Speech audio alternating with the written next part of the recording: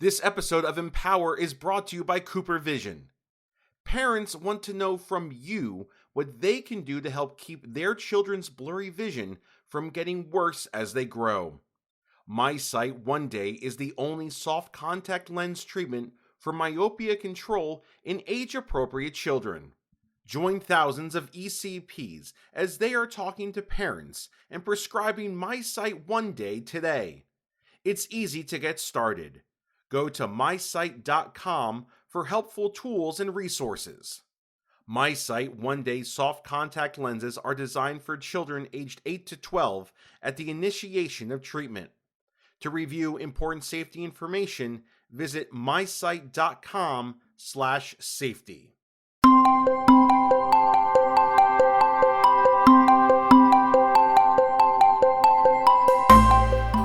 Hey, everyone. I am Dr. Jacob Lang, and welcome to a special episode of the Mod Pod. This is the 5th installment of our new 2025 Empower series aimed at achieving optometric knowledge to help elevate our practices and patient care. I'm again joined by some amazing optometrists, Dr. Diana Chu and Jason Compton. I'm going to let you guys introduce yourselves because you know you better than I do. Tell us where you're at, what you've been up to, what your practice is like, and your favorite color. Hi, everybody. My name is Dr. Diana Chu, and I am so excited to be on another installment with this podcast with my fantastic colleagues here. It really is a joy to just talk all things eyes, and I can talk forever on these things, as I know we all could. I practice at a very high volume specialized OD-MD practice outside of Washington, D.C. It's called the Washington Eye Institute. And my specialty focus is mainly on the cornea and the anterior segment and dry eye and specialty contact lenses, though see wide range of patient cases, and just kind of each day is exciting and challenging and different, and that's the fun in it. I've had the privilege to work alongside some brilliant minds and also partner in industry and other things to keep talking about the innovation and how we can better find solution for the needs and the issues that we're encountering in our modern clinics. So that's me professionally. Let's see. Favorite color. Let's see here. You know, there's a very specific shade of, like, lavender that you can pick out of, like, the sunsets that we get, in DC. It's like, I don't know quite how to describe it. I'll say that. I love that. That's awesome. Variety is the spice of life, and shades of lavender over DC. That's awesome. Jason, what have you been up to? Hey, nothing much. Listen, I would just follow the same theme. Just grateful and thankful to have another episode with you guys. I enjoyed myself the last time. I'm glad to be here again. Looks like you guys have the East Coast contingent over here. I'm coming to you guys from New York. Born and raised in New York, private practice owner. My practice made 10 years this year, so super excited. The thing with a private practice, you kind of just deal with whatever walks through the door, but we've definitely been very specific as to grow a reputation around specialty lenses, and that's really what we try to focus on. And just when as she touched on, we talk about innovation, and there's a lot of things, and we're always trying to do things differently. And innovation isn't only with equipment; it's just like with ideas, and that's why I love forums like this, kind of bounce ideas off of each other and kind of see what works and what doesn't work. So in essence, we don't have to recreate the wheel, right? If I was gonna say a favorite color, I'm gonna keep the theme with business. I'm gonna say green. Let's talk about money. We're gonna talk about how we're gonna make some money today, right? Color of money. I love it. It's great to have you both here and spend some time with you. And thank you for all you're doing for your patients, for your practices, for optometry. I wanted to ask you both, was there a turning point when you decided to just not to dabble in specialty care, but really to lean into it as a focus? Was there a moment or a thought, or when did it start for you that you weren't going to just dabble in this, but you were really going to own this specialty care, whether it be cornea or contact lens or whatever? Before I opened up my specialty practice, I did work kind of like Diana in an ODMB practice, and there was in that practice a void of specialty lenses. I remember I'm taking you way back. I'm talking about like 2006, 2007. People didn't even know what scleral lenses were, or actually we were just getting started, right? And I remember the reactions that I was getting from patients after, like, the 17th follow up when I figured out how to fit these things. Because I didn't learn it at optometry school. But the reaction I got of these patients was like, I'm really having a huge impact. And it was funny because I was in the MD practice, and I always used to joke with the surgeon that was there, just telling him that I'm getting reimbursed more for a scleral lens than you are for cataract surgery, buddy. You got to give me a whole team to support this thing. We used to joke about it all the time, but it was back then that I really got a desire from just clinically, like just seeing the impact you have on these patients, and then just seeing the revenue potential. And it even took a whole different level when I opened up my own practice. Deanna, what was your like moment?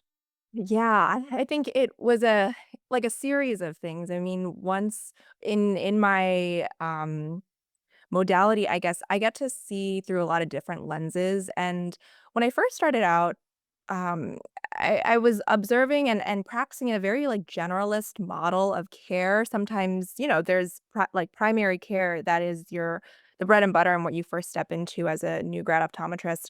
But in those settings, you start to realize that patient needs, they evolve like much faster than honestly what these traditional models of care can provide.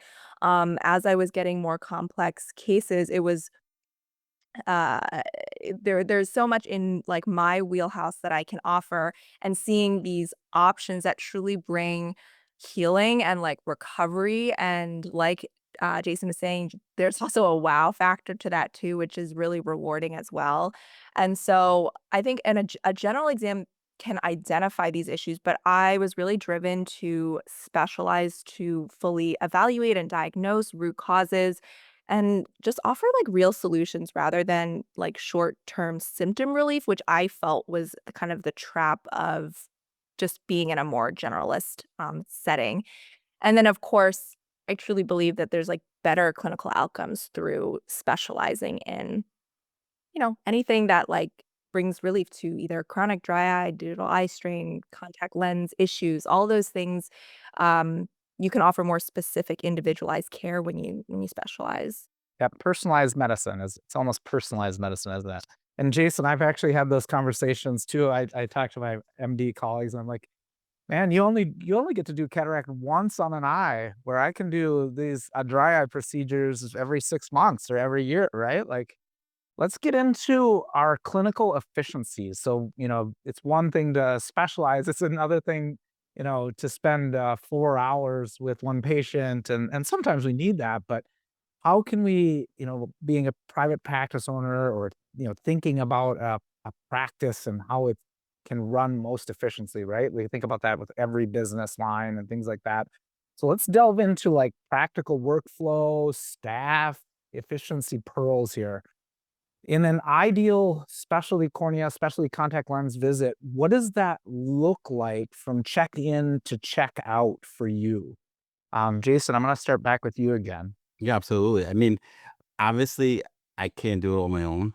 And depending on how big you're trying to get, like, you really have to have key staff in place. But I think having everyone understand their specific role is extremely important. And I would say even more so, more than their role, is really understanding their why, like why they're doing what they're doing.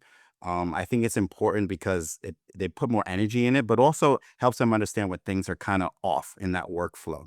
I think I spend a lot of time with my staff just kind of helping them understand how they're pieces in that puzzle, because I could be the best fitter in the world, but like if my front desk is not doing what they need to be doing, or if the technician is not grabbing the right data for my, whether the profilometry, my OCT, like that, I can't be as successful as I want to be. So it's like, we talk about equipment and how equipment is so important in a practice. You can spend a lot of money on equipment, but you can't spend money on culture. Like you got to build that. Like you can't pay for that. So I think having that culture in the practice is extremely important, and it's something that I've worked very hard to kind of build and maintain. Yeah, what are the touch points for patients when they So they say it's just like, let's say it's a scleral fit, new patient, and they're coming in and they walk into your office. Who do they all come in contact with? And, with regards to that why and that culture behind it, what are as an owner, what are your goals for each one of those touch points from when the patient checks in until the patient checks out? So first and foremost, the insurance is verifying the insurance and what they're eligible for.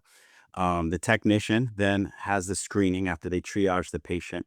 And it's very important for me at this point because at that point, I generally know what the insurance is going to cover. And then we have different types of upgrades. If we're talking about scleral lenses in particular, the way that we upgrade our scleral lenses is based on the edge design. So you have your 4-quadrant designs, you have your 8-quadrant designs, you have your freeform designs. So when then is a different person that is kind of talking to the patient about their options and what these and what this costs as opposed to this and like a lot of that when I that generally happens after they see me, but the point is there's different levels to this conversation, and to get to the patient, yes, we're gonna get you seeing better, but you actually have options to upgrade. So that's kind of how I look at it and how I step into it. Nice. And so then you'll do the fitting part, the examination part, come up with their, lens design and stuff. Then what happens after the patient is done with that part?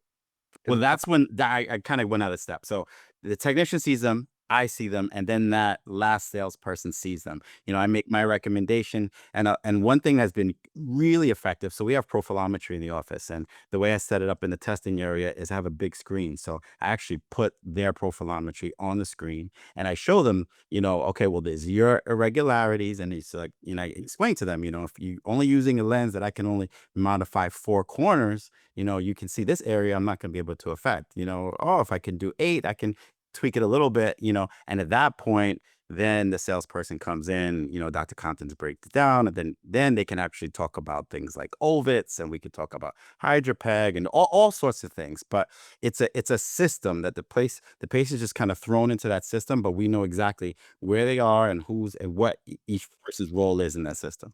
Oh, that's awesome.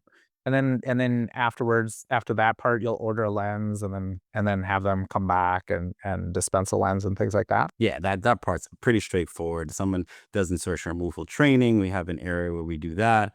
But again, it's just kind of everybody knows what to do and just in and out. That's awesome. Deanna, in your office, Diana, tell me about bottlenecks and what bottlenecks you see and how you've addressed those to make your clinic as efficient as possible. Yeah, absolutely. And it does kind of springboard well off of what Jason was just talking about is it's so much about figuring out a way to work smarter, not harder, because we're all going to be encountering different times of bottleneck. Like that's the component of working with patients, with humans. You can't automate everything and predict every single second. But and what I've noticed is if you build like a lasting structure around a lot of the key tasks, that actually is the best fallback for when there's these unexpected bottlenecks that pop up. So things like bottlenecks that I see in high volume clinic is like when the workflow and the patient load is starting to outpace like staffing and administrative tasks that also need to be done in real time. Other things is like slowdown due to technology issues, whether that be just a slow transfer of data between EMR system and some of the OCTs or different technologies that we're using, or even, there's technical difficulties that happen, unfortunately, and it's more common than you think, especially in a higher tech office. And then you have issues with, you know, each staff member may be at a different place in their training or have different specialties. And so that kind of causes these linear processes to happen, which does build up and really cost time. But when if each person understands, and when I'm training my staff, there's a big emphasis on understanding the big picture and kind of the clinic flow overall. So as things threaten to start falling apart, if each person really understands what their role is and what the goal of the clinic and what the doctor is trying to do and why that patient is there, they can then better prioritize what needs to happen when things, are not going according to plan. Yeah. Is that see the forest, not the tree? Like just don't see the OCT, but see the forest. Is that what you're saying? Exactly, exactly. And, sometimes and that takes a certain type of training and a certain mindset, and I think it's a little unfair to expect my staff to always have that automatically because I think as doctors, we have a very big picture of that due to our training, what we understand about patient care, what we're thinking about, but to be able to communicate that to our staff actually makes a very, very strong team, and, those open lines of communication and having those conversations even before those types of days happen is what builds like very strong culture and structure and things like that. So Support for this podcast comes from Bryn Mawr Communications. BMC produces a number of informative podcast series spanning a variety of topics in optometry. Discover a new show at itube.net/podcasts. What sort of things do you do like to build that culture around like understand the patient experience, understand the bottleneck that you might be creating or just might be part of, right? Like sometimes it just happens. Doesn't matter. The best laid plans can fail. So what sort of things have you done to like educate or instill this culture in the staff in your office?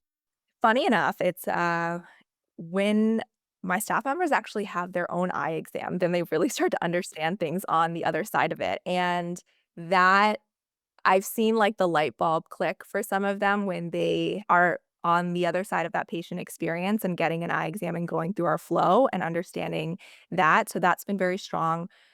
When staff members themselves have family members that come in as patients, they have a very strong desire to give that patient, their family member, a very good experience. And so then they start thinking and putting the puzzle pieces together.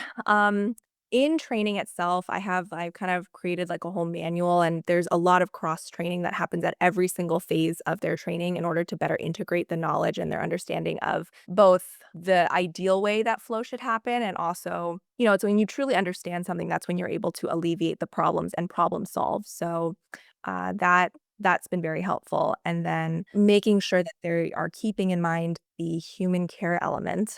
When there's a lot of issues that are going on in the office, patients can start feeling like it's, oh, an assembly line or that they're just another cog in the wheel.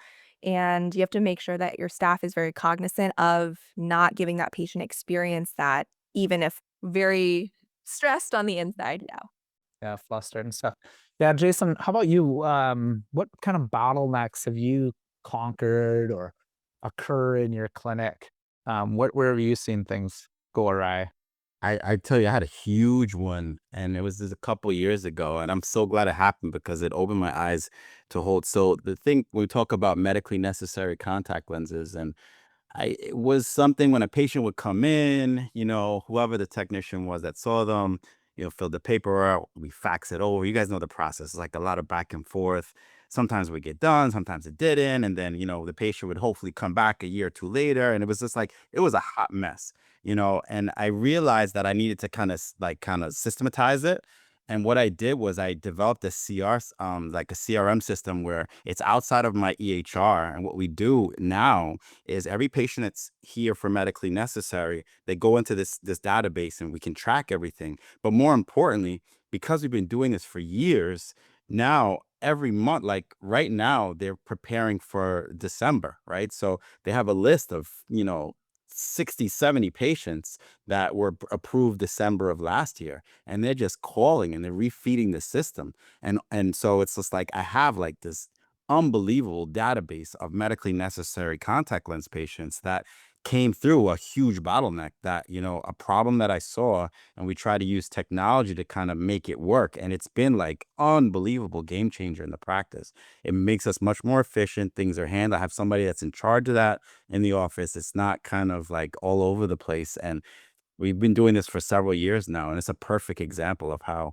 when you kind of put like some technology behind an idea, it can really um, pull huge dividends. So explain that to me a little bit more. Like they'll say like, okay, this patient is due for their specialty contact lenses in December and start the process of requalifying them. And what the CRM does, it actually will send the patient, it's outside of the EHR system, but it'll send the patient an email and say, oh, your medically necessary patient, your medically contact lenses are up for renewal. And these patients, it's like these are the easiest patients because they're getting unbelievable services and they're not paying anything at all. So they get those emails and they're happy about it. So I'm staying on top of these patients. They're happy to come in. I'm happy to have them in. And it's just like it's a recurring system of patients where it takes a couple of years to build when you're getting started, but after you just keep feeding the beast, because every month they just have a list of patients they know that these patients are covered.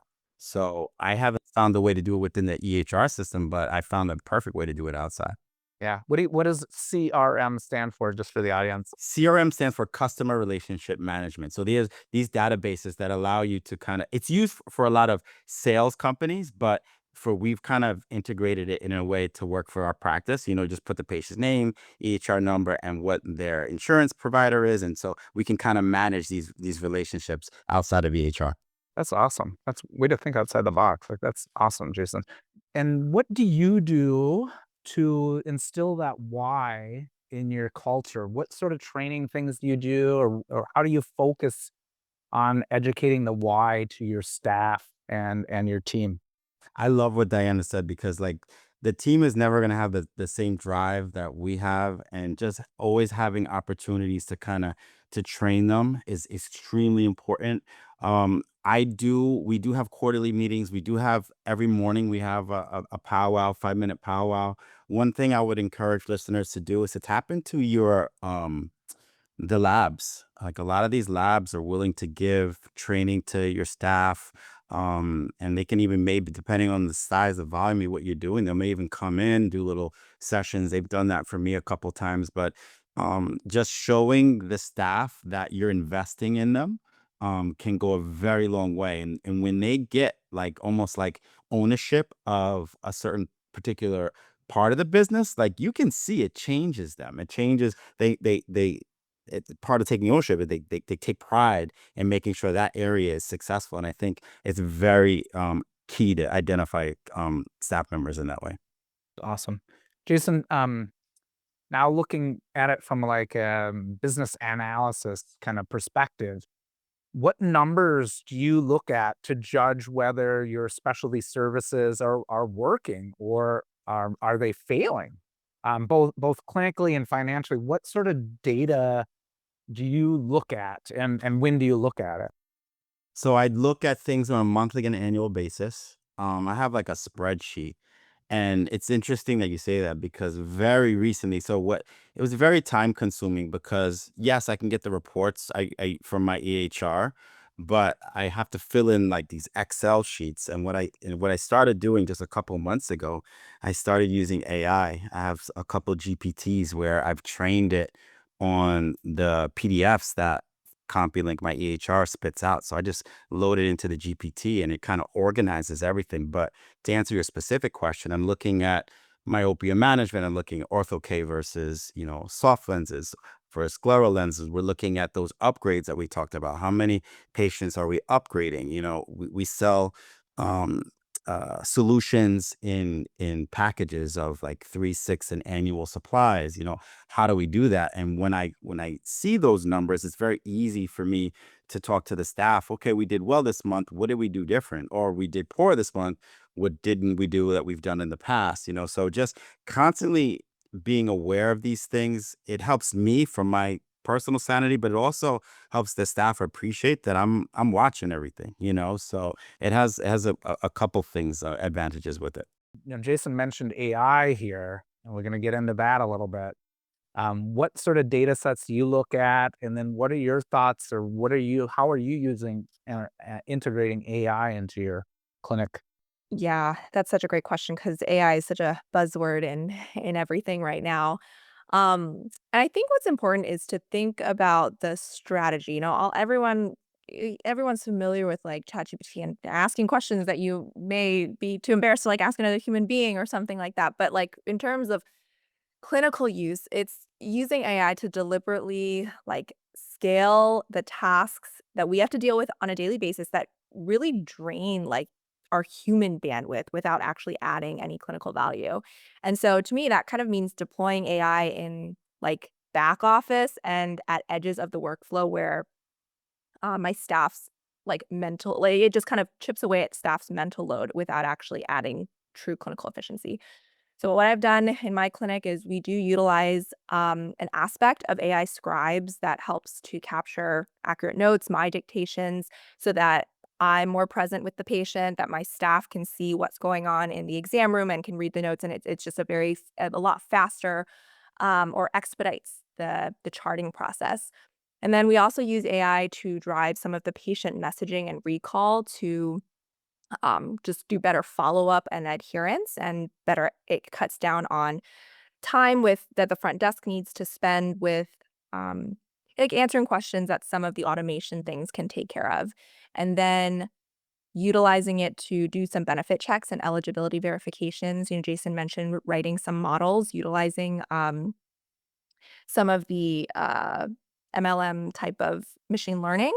So we use that to basically auto-populate more eligibility verifications and run through some of that, which is a phenomenal change to the hours that my staff used to burn on just PAs and things like that. So yeah, I think you integrating AI, it's such a um, strategic move to kind of increase the consistency and like buy back your time so that the doctor-patient relationship can thrive. And then you can focus more on the empathy aspect and clinical and judgment and without worrying about some of the, I guess, more administrative tasks that can be delegated to AI and some of the models that you write to help to support you in that. Yeah, you get to be the human and the computer gets to be the computer, huh?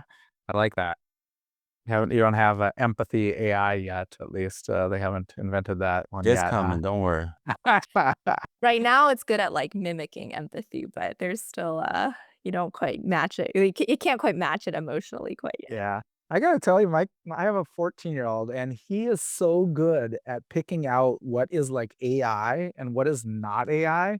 Like a video flip through whatever YouTube or something. He's like, oh, that's AI. That's AI. I mean, he just knows now. It's going to be so interesting to see kids that grow up in this world of AI, how they decipher what is like real and what is not and all those things. Oh, absolutely. It's a different level of discernment that they're building. Yeah. So let's get back to business models.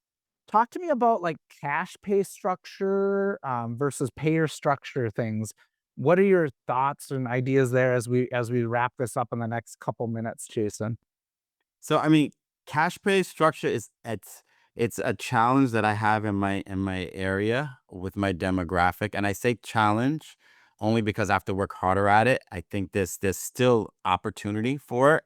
I definitely don't leave it out there, and I think a lot of it has to come with a lot of things that we've been talking about the whole time and how you pitch things to patients. I don't talk about patients about features. I talk about benefits. Like if I can tell during my triage of that patient, I can find your pain point. And if I can explain to you why what I'm offering you is going to solve your pain point, money doesn't often come as a factor, and it's one of those things we talk about staff that I train my staff when they're selling myopia management to a mom. Mom came in expecting to get her insurance glasses, and you're talking about all these drops, and you're talking about all this money for contacts. Like, you have to be able to be, before you even present that stuff to these parents, you have to help the parents appreciate that there is a problem and that we have to address this problem. And you can't do that. You can't go to the next level of selling these cash pay options until the patient understands that this is something they need and it's something they require. So I think just having the right conversation is very important, especially for me and my demographic, in getting patients into these cash pay options, because that is what myopia management is. Yeah. Yeah, that makes a lot of sense. I'm going to ask you both one final question here and we'll wrap it up. But, what would you think is going to be the next major trend in optometric practices? And then how would you advise others to look into redefining their business model for success in this next trend? So, Deanna, what do you think is the next biggest trend? What's hashtag trending in optometric practices?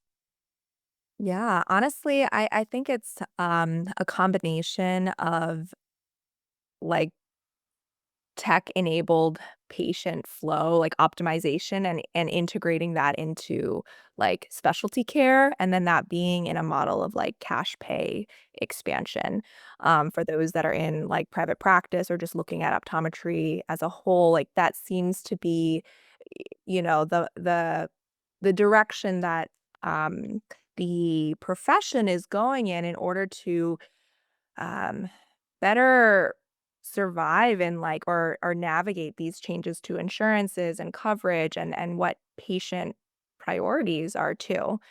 So my advice for those that are coming into the profession and continuing to build is um yeah, just building like tech positive team culture like early on and just starting small. You don't need an entire system overhaul, but just building a practice that is able to integrate technology and then focusing on services that meaningfully improve patient quality of life.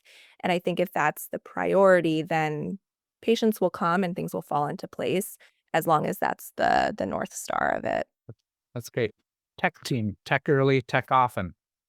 Uh, Jason, what do you think is the next like major trend uh, that you're seeing in I optometric think I would practice? almost like piggyback because of what she just said. Like, the way I think about it, like our patients right now are being groomed to have very high expectations. You talk about like Uber and Amazon, like the desires or the outcomes that patients are expecting is very different.